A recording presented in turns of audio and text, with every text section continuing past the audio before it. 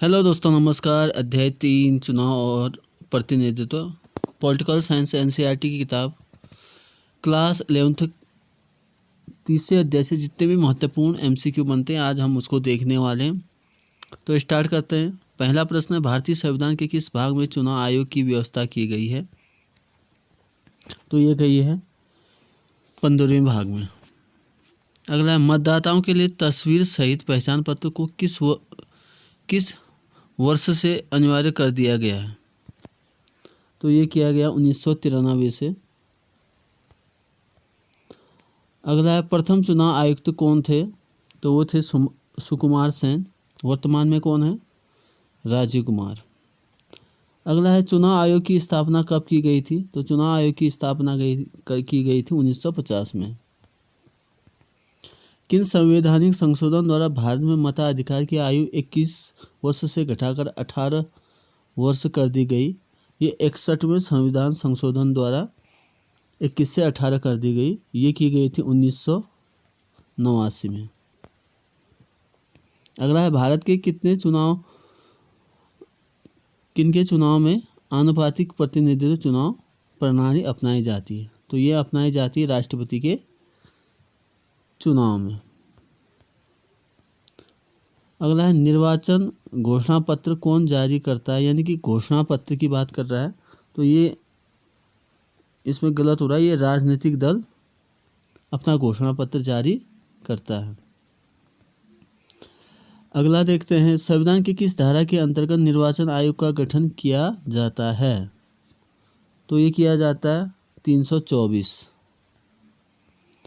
राजनीतिक दलों को कौन मान्यता देता है? तो ये देता है निर्वाचन आयोग, और इसके साथ चुनाव चिन्ह भी आवंटित करता है। महिलाओं को सबसे पहले मताधिकार किस देश ने दिया था? तो ये था न्यूजीलैंड।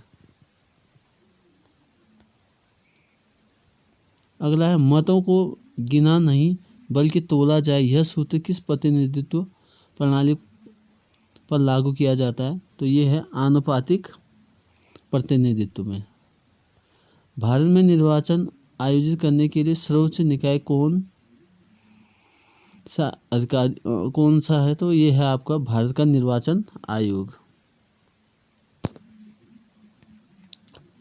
आगे बात करते हैं, पंचायतों और नगरपालिकाओं में महिलाओं के लिए 1/3 स्थान के आरक्षण की व्यवस्था किसके द्वारा की गई थी? ये की गई थी 1993 में जो संविधान संशोधन हुआ था। संविधान सभा तथा विधानसभा चुनाव लड़ने के लिए न्यूनतम आयु क्या है? तो ये है 25 वर्ष, और राज्यसभा के लिए 30 वर्ष और राष्ट्रपति के लिए 35 वर्ष।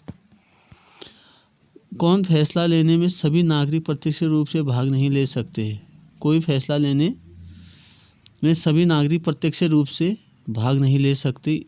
इसके लिए प्रतिनिधियों को चुनने की आवश्यकता पड़ती है, तो चुनाव की आवश्यकता पड़ती है। भारत में कौन वोट कर सकता है? जिसकी आयु 18 साल पूरी हो चुकी हो। मुख्य चुनाव आयुक्त की नियुक्ति कौन करता है? तो ये करता है राष्ट्रपति। वह प्रक्रिया जिसमें लोग बिना प्रतिनिधित्व के सीधे भाग लेते हैं उसको हम कहते हैं प्रत्यक्ष चुनाव। अगला है, वह प्रक्रिया जिसमें लोग प्रतिनिधियों का चुनाव करते हैं कहलाती है अप्रत्यक्ष लोकतंत्र। तो आज ये थे महत्वपूर्ण प्रश्न उत्तर अध्याय 3 से, पॉलिटिकल साइंस से, class 11th।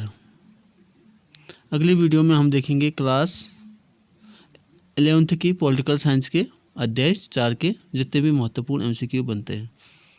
Thank you so much watching this video.